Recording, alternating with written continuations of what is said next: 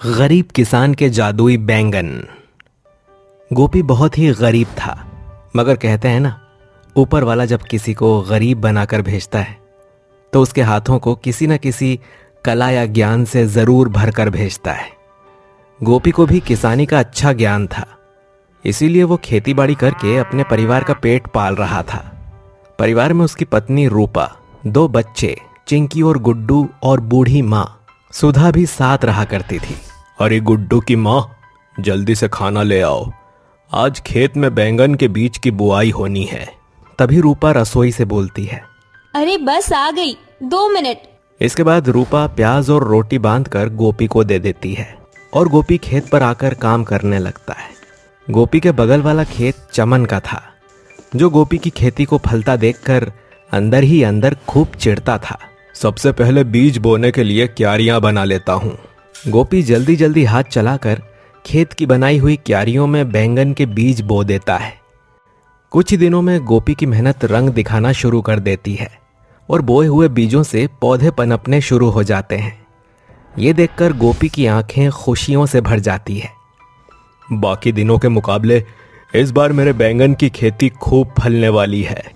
गोपी को खुश होता देखकर चमन गुस्से से भरकर बोलता है, जितना खुश होना है हो ले गोपी के बच्चे, मगर इस बार तेरे खेत के बैंगन को खाक में बदल दूंगा।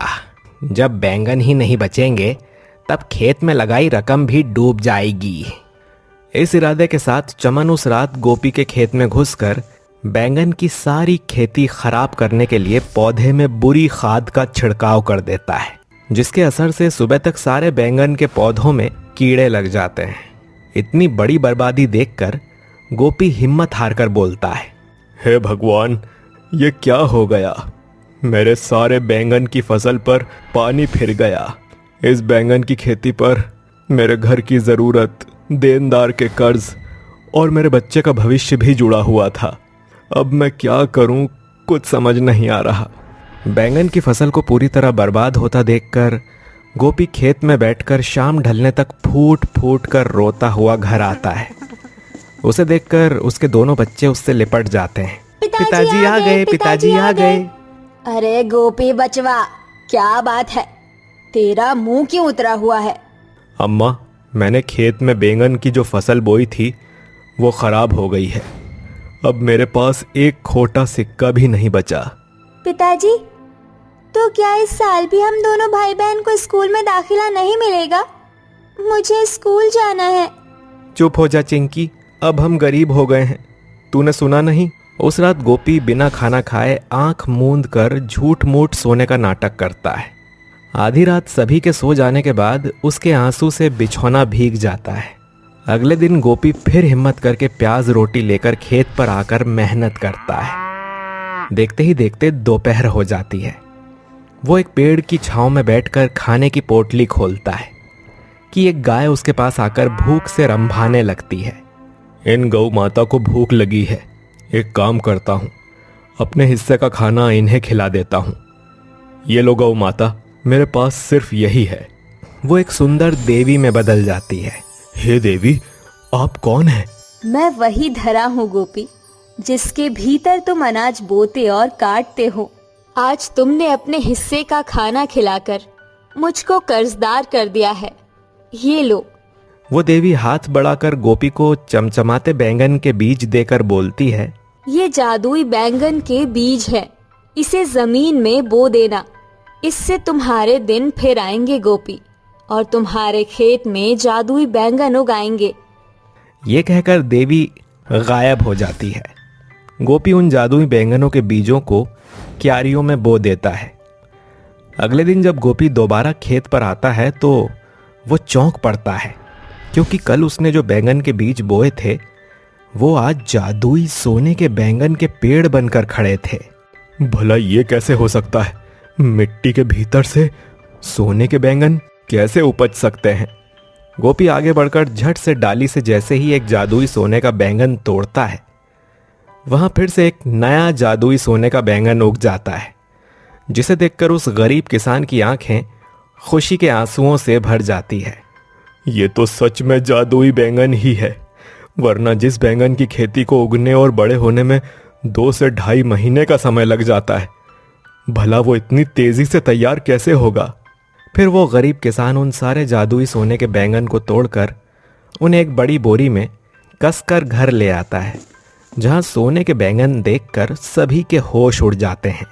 अरे बचवा, ये सोने के बैंगन कहाँ से लाया है? अम्मा, ये सोने के बैंगन तुम्हारे गरीब किसान बेटे के खेत में ही उगे हैं। अब हम गरीब नहीं रह गए अम्मा। मैं खुश हूँ, भगवान ने हम गरीबों के दिन बदल दिए। देख रूपा, अब इस गरीब किसान के बच्चे भी पढ़ लिख पाएंगे। गोपी उन सारे जादुई सोने के बैंगन को सुनार के हाथों बेचकर अपने बच्चों को अच्छे स्कूल में दाखिल करवाता है।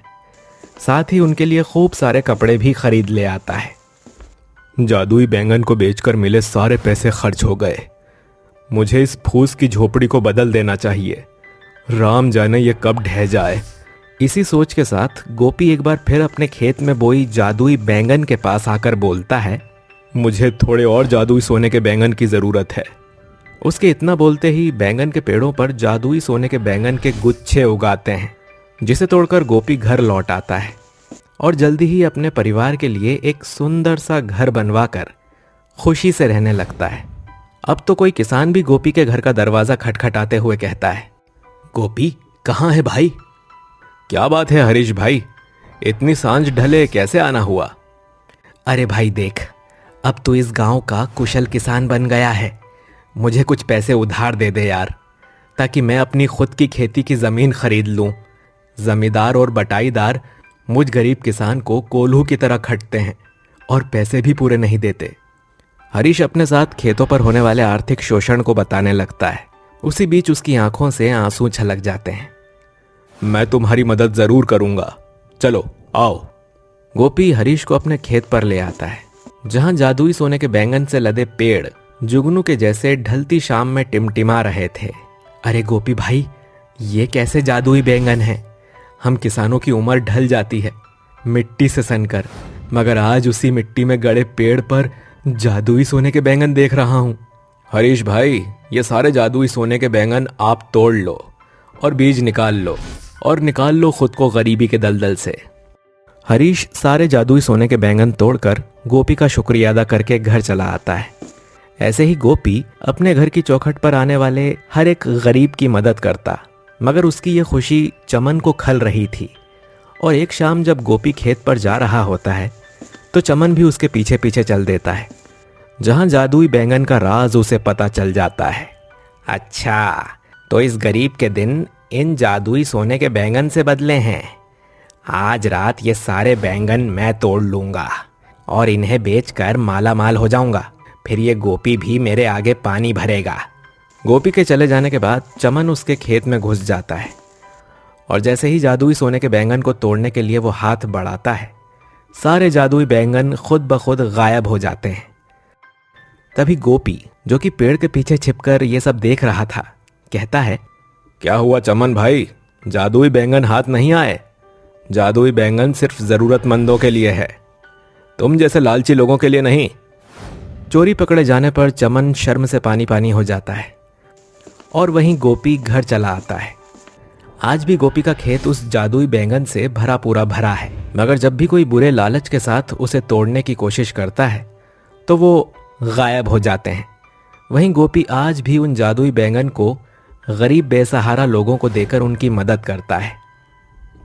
कविता नाम की एक बीमार औरत थी, जिसकी 5 बेटियां कुसुम, नैना, राखी, मनीषा, सौम्या थी। उनकी उम्र 15 से 20 साल के बीच थी। साथ ही उसके 2 सौतेले बेटे थे, कबीर और मोहित, जिन्हें वो अपने सगे बेटे जैसा प्यार करती थी। बीमार हालत में कविता अस्पताल के बिस्तर पर पड़े हुए कहती है, बेटा कबीर, मोहित, मेरी एक इच्छा है कि मरने से पहले मैं तुम दोनों की शादी देख लूं, क्योंकि अपनी 5 बेटियों की शादी तो मैं देख नहीं पाऊंगी। अभी वो छोटी हैं। मेरे जीने के लिए मुझे 10-15 साल चाहिए, जो कि मुझ पर है नहीं। इसीलिए तुम दोनों जल्दी ही शादी कर लो और अपनी पसंद की लड़की चुन लो।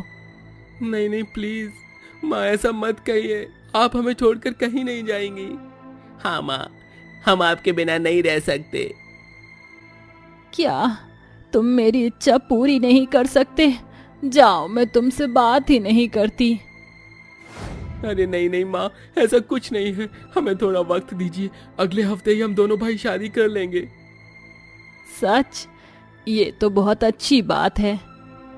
हाँ माँ, आपने हमारे लिए इतना कुछ किया है, क्या हम आपकी खुशी के लिए इतना भी नहीं कर सकते? आप फिक्र मत करिए, सब अच्छा होगा।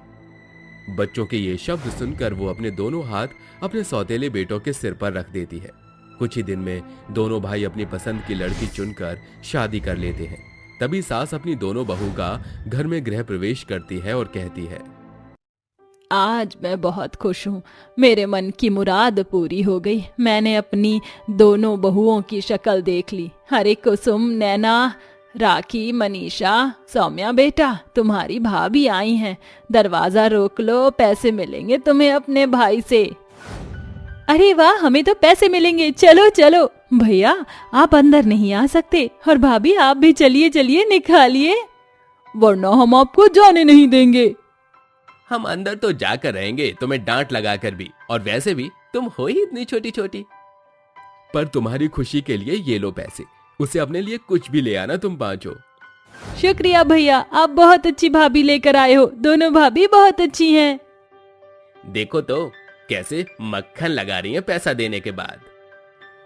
ओहो, इस घर में तो 5-5 नंदे हैं हमारी, पर कोई बात नहीं, इन्हें तो हम हैंडल कर लेंगे, बिल्कुल कर ही लेंगे। अरे बच्चों, बाहर ही खड़े रहोगे या घर में भी आओगे? चलो आओ। सास के कहने पर बहुएं गृह प्रवेश करती हैं कि कविता को दिल का दौरा पड़ता है और वो गिर जाती हैं। तभी उसके दोनों बेटे उसे संभालते हुए कहते हैं, माँ ये क्या हुआ आपको? आपको फिर से ये क्या हुआ? माँ चलिए, हम आपको जल्दी से हॉस्पिटल ले चलते हैं, आपको कुछ नहीं होने देंगे। नहीं नहीं बच्चों, अब मेरे पास बिल्कुल भी वक्त नहीं है, इसलिए मेरी आखिरी इच्छा सुनो। मैं अपनी 5 बेटियां तुम दोनों के हवाले करके जा रही हूँ। वो बहुत मासूम है, उनका ख्याल रखना। मैं जानती हूँ तुम दोनों भाई अपनी 5 बहनों का बहुत ख्याल रखोगे ना बेटा? माँ माँ माँ, भैया क्या हो गया है? माँ को ऐसे क्यों गिर गई? हाँ माँ, हम अपनी 5 बहनों का बहुत ख्याल रखेंगे। अपनी 5 बेटियों को अपने सौतेले बेटों के हवाले करके कविता चल बसती है। ये देखकर पूरा परिवार रोता है। फिर बेटा अपनी माँ का अंतिम संस्कार करते हैं। बहनों का बुरा हाल हो जाता है। वहीं दूसरी ओर सौतेली बहुएं 5 नंदों पर हक जमाने के लिए उन्हें नौकरानी बनाने के लिए बेसब्र थी। कुछ दिन बीत जाते हैं। माँ के जाने के बाद 5 बहनें कॉलेज जाती हैं कि दोनों भाभी उसके सामने उनके बैग और बुक्स लेकर फेंक देती हैं और कहती हैं, कहाँ चली 5? माँ चल बसी, और घर का सारा काम तुम 5 हम अकेली 2 बहुओं पर ही छोड़कर जा रही हो? माँ जी ने तुम्हें इतना भी नहीं सिखाया क्या? चलो कुसुम, तुम कपड़े धोना, और नैना तुम घर की सफाई करो। सौम्या, मनीषा, तुम दोनों खाना बनाओ, और राखी तुम मेरे पैर दबा दो, बहुत दर्द हो रहा है। थोड़े दिन बाद स्कूल जाना, और तुम दोनों, कुसुम, नैना, तुम तो कॉलेज की पढ़ाई घर से भी कर सकती हो, तो अब से कॉलेज जाना बंद। पर भाभी ऐसा मत कीजिए, हमारे सेमेस्टर के पेपर बाकी हैं अभी। हाँ भाभी, हमने वैसे ही छुट्टी कर ली, अगर लास्ट 2 हफ्ते तक नहीं गए तो अटेंडेंस पूरी ना होने की वजह से सेमेस्टर में बैठने नहीं देंगे। वो सब मैं नहीं जानती, और हाँ, ये सब बातें तुम्हारे भाइयों के कानों तक नहीं पहुंचनी चाहिए, वरना हम तुम 5 का जीना हराम कर देंगे। शक्ल क्या बना रही हो 5? जाओ जल्दी जाकर घर के काम करो अब। जी भाभी। ये कहकर 5 अपनी बुक उठाकर कमरे में रख लेती हैं और घर के काम करने लगती हैं। दोनों बहुरानी इतराकर इसलिए कह रही थी क्योंकि दोनों के पति अपने दफ्तर पर चले गए थे। वहीं साक्षी राखी के पैर दबाती है तो राखी कहती है, भाभी हो गया क्या? अब मेरे पैर दर्द हो रहे हैं, मुझे स्कूल का टेस्ट भी याद करना है। हे भगवान, अभी तो बस 5 मिनट हुए हैं, जरा और पैर दबा, उसके बाद मेरे लिए चाय बना कर लाना। वहीं दूसरी ओर सौम्या और मनीषा रसोई में खाना बनाते हुए कहती हैं, दी, ये भाभी इतने प्यार से पेश आ रही थी आज तक, लेकिन अचानक से बदल क्यों गई? हमारी पढ़ाई का क्या होगा? तू चिंता मत कर, रात को हम 5 1-2 घंटा मिलकर पढ़ाई कर लेंगे और फिर सो जाएंगे। बेचारी दोनों दीदी को भी भाभी की वजह से कॉलेज की पढ़ाई छोड़नी पड़ेगी। वाह बेचारियों, देवी क्या बोल रही थी तुम? अभी बताती हूँ। नीतू उन दोनों के बाल पकड़कर खींचने लगती है और कहती है, आगे से मैंने फिर कभी तुम दोनों की ऐसी फालतू बातें सुनी तो अंजाम बहुत बुरा होगा। चुपचाप से जल्दी खाना बनाकर लाओ अब। भाभी छोड़ो हमें, बालों में दर्द हो रहा है। हाँ हाँ होगा ही, अभी तो पता नहीं कहाँ कहाँ होगा तुम्हें थोड़े दिनों में। ये कहकर नीतू चली जाती है। इस तरह से दोनों नकचड़ी भाभी अपने पांचों नंदों को काबू में करके रखती हैं। जितना चाहे उनसे घर के काम करवाती हैं। काम बिगड़ने पर उन पर अत्याचार करती हैं तो कभी थप्पड़ मार देती हैं। उनकी किताबें भी जला देती हैं। पांचों बहनों की हालत खराब थी और पढ़ाई उनकी बिल्कुल बंद कर दी। हम कितने बेबस हैं अपने भाई से। भाभीयों के बारे में कुछ कह भी नहीं सकते, ना उनका घर तोड़ सकते। भाभी ने हमारी पढ़ाई भी छुड़वा दी और भैया के सामने कितनी मासूम बनती है, जैसे कि वो हमारा कितना ख्याल रखती हैं। दीदी मेरा तो मन कर रहा है मैं भैया के पास अभी जाऊं और उन्हें सब कुछ बता दूं। पांचों बहन एक दूसरे के आंसू पोंछ रही थी कि तभी कबीर और मोहित उनके लिए आइसक्रीम और चाट पकौड़ी देकर कहते हैं, अरे देखो हम दोनों तुम्हारे लिए क्या लाए हैं, तुम पांचों का फेवरेट आइसक्रीम और चाट पकौड़ी। शुक्रिया भैया। अरे क्या बात है, तुम पांचों इतना मुरझाए हुए क्यों हो? वैसे तो इतना खुश हो जाती हो। वही शक्ल पर 12 क्यों बजे हैं? रो रही थी क्या? नहीं नहीं भैया, हम तो हंस रहे थे। हमें तो बहुत पसंद है। ये सब लाने के लिए आपका बहुत बहुत शुक्रिया।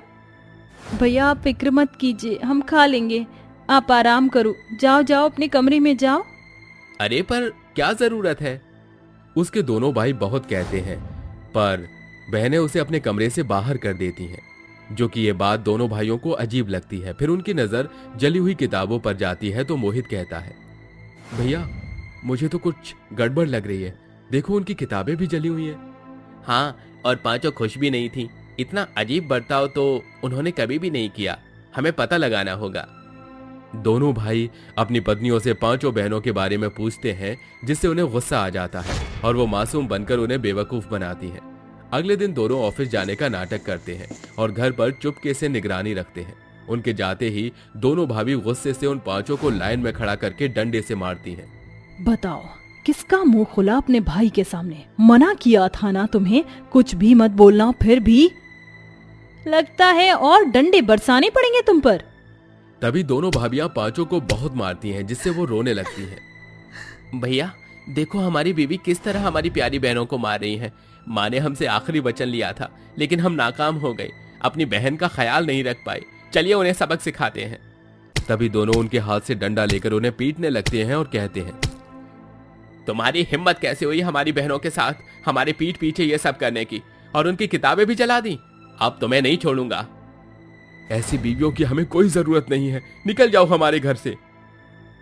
नहीं नहीं ऐसा मत कीजिए, हम दोनों से बहुत बड़ी गलती हो गई कबीर जी, हमें माफ कर दीजिए। हाँ भैया उन्हें कुछ मत कहिए, माफ कर दीजिए भाभी को। ठीक है, लेकिन फिर कभी ऐसा किया तो इन दोनों को घर से बेघर करने में वक्त नहीं लगेगा। इस तरह दोनों भाभी अपनी ननद से माफी मांगकर उनका अच्छे से ख्याल रखती हैं और सब खुशी खुशी रहने लगते हैं।